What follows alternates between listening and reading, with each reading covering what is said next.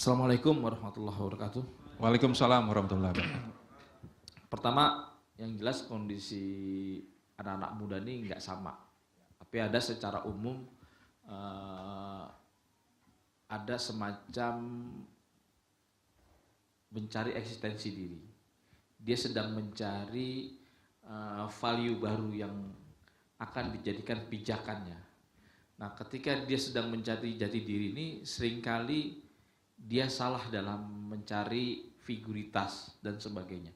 Nah, inilah yang kemudian sangat amat disayangkan ketika dia jatuh kepada pelukan kelompok-kelompok yang kita jadikan tema saat ini, gitu.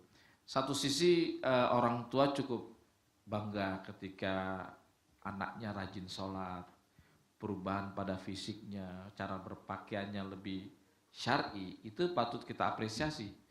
Tapi manakala kemudian dia menjadi sosok yang kemudian menjadi psikopat, menjadi garang, menjadi intoleransi. Karena 2 minggu yang lalu, saya belum lama ini pergi ke Bali, ada fenomena self radicalism. Jadi orang itu terradikal oleh sosial media. Dan ini mematahkan teori tentang Starkes Fatali Mugadam yang ada 5 tangga orang bisa jadi radikal. Di antaranya ketidakadilan. Contoh misalnya yang lagi rame saat ini adalah peran Iran dan Israel. Wah, ini kan secara nggak langsung kita mengatakan membuat pemuda-pemuda Islam dan sebagainya terpaculah adrenalinnya gitu. Nah, tapi kemudian ketidakadilan ini secara langsung bisa memberikan dampak gitu. Tapi ternyata ada fenomena cukup 2 tangga saja orang bisa jadi radikal. Ini dialami oleh anak 13 tahun yang kemudian dia sudah memplanning sendiri, membiayai sendiri, mensurvei sendiri untuk menyerang kantor polisi. Dan ternyata fenomena ini terjadi banyak di kota-kota di Indonesia. Dan itu satu grup dalam sosial media. Fenomena apa ini? Yaitu self radicalism teroris anak. Nah, ini sangat, kenapa bisa demikian? Dia bisa jadi radikal karena memang sekarang secara masif sosial media kita sudah tidak terkontrol lagi gitu. Orang bisa jadi radikal hanya cuma gara-gara HP saja. Fenomena orang jadi radikal tanpa kontak fisik.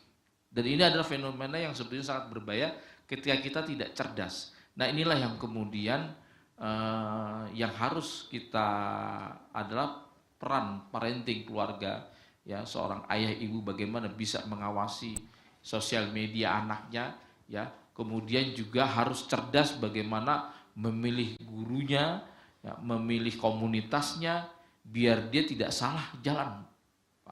Ini yang seharusnya dilakukan oleh pemuda agar lebih cerdas, ya. Satu sisi kita senang, suka anak-anak kita menjadi lebih rajin ibadah, mempunyai karakter dan sebagainya, tetapi juga harus diwaspadai juga kalau kemudian mereka nggak mustahil sering salah jalan. Ini yang harus diwaspadai. Tapi waktu dulu itu Pak Sofyan terjerumus itu kenapa, Pak? Iya, kalau dulu fenomenanya beda dengan sekarang. Jadi ada istilah radikalisme. Kalau dulu kita masih kontak fisik, ketemu dengan kelompok ingin. Dulu maaf, saya ceritakan dulu saya tuh suka tawuran. Oke, kelihatan sih, Pak. Mungkin teman-teman di sini pernah dengar sekolah Budut ya. Saya sekolah alumni Budi Utomo di Jakarta Pusat. Iya. Di mana-mana ada tulisannya, Pak, Budo. Betul. Saya selalu tawuran. Ini mungkin tangan saya bekas 28 jahitan, kena celurit, kepala ini banyak bocor gitu. Nah, ketika di era suka tawuran sampai 6 kali masuk kantor polisi, ceritanya saya tobat nih. Tapi tobatnya offset. Offset tuh dulu ada majalah-majalah yang saya suka gemari. Dulu zaman 91 92 tuh ada majalah Sabili. Sabili ya, sebelum dibredel di tahun 92 93, saya selalu baca konsumsi itu. Dulu kalau sekarang Palestina, Suriah, kalau dulu kasus Bosnia, Pak. Wah, Bosnia, Palestina tuh cukup memacu adrenalin. Tapi siapa sangka orang yang selalu kelompok-kelompok yang selalu menjual penderitaan saudara-saudara kita kaum muslimin yang belum beruntung, kemudian justru memasukkan paham-paham intoleransi radikalisme. Jadi saya bergabung dengan kelompok-kelompok teror sehingga sampai divonis 10 tahun penjara, itu berawal dan tidak terasa oleh kita. Jadi tingkatannya tuh intoleran dulu, radikalisme, baru teroris. Seorang teroris sudah pasti intoleran radikal. Tapi seorang intoleran radikal belum tentu jadi teroris dia. Tapi seringkali kita tidak bersadar. Awalnya kita dikenalkan yang namanya tabdi dulu. Dikit-dikit bid'ah. Jadi kita ini sudah ditanamkan rasa kebencian kita, ketidaksukaan kita kepada orang yang berbeda dengan kita nih. Wah, lu bid'ah, mana dalilnya? Tahlilan bid'ah, maulid bid'ah. Nah, itu mulai tuh. Udah ada rasa nggak suka dengan orang yang berbeda dengan kita. Lalu yang kedua, radikal tadi. Radikal itu semua pokoknya kita yang benar. Sampai menuju kepada ekstrim. Sebagaimana dijelaskan tadi oleh Pak dekan kita gitu. Itu bertahap. Sampai kita tidak pernah terasa bahwa kita sudah masuk kepada kelompok-kelompok psikopat. Yang kayaknya tertumpahnya darah tuh jadi kebanggaan buat kita. Wah, inilah jihad. Kita mati syahid. Kita oke, jihadnya nggak masalah. Mati syahidnya nggak apa. Tapi ini makna-makna yang sangat sakral dalam Islam. Kemudian didistorsi, mengalami tahrif, mengalami manipulasi, ya, ditunggangi ayat-ayat tentang jihad, mati syahid dan sebagainya untuk kepentingan kelompok-kelompok ini. Sampai kemudian wahum yasabuna annahum yusinu sun'ah. Kita menyangkanya sedang berbuat amal yang paling baik.